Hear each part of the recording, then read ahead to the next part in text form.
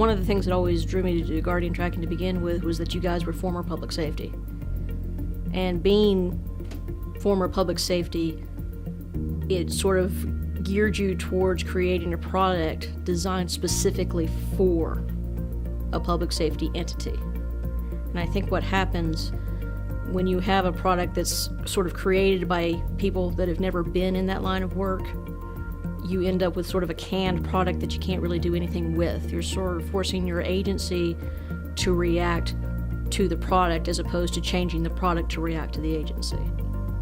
So that was one of the things that I found really important when I was looking at these things and looking at the different product lines, was that these guys know what it's like to work in the field.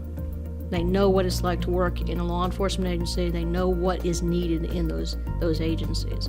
For as long as I can remember, being a former police officer and then working into communications, there's always been this perception that dispatchers were always considered the red-headed stepchildren of public safety, that they didn't have any value, that they weren't important to the organization. By bringing something like guardian tracking into the organization, what you end up having is that you create a sense of value in that employee because you're recognizing that employee for their performance.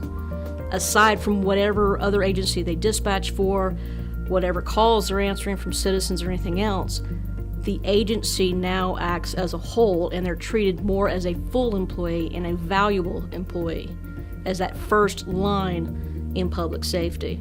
There are first responders, the law enforcement, the firefighters, but dispatchers are the first responders, and they hadn't gotten the recognition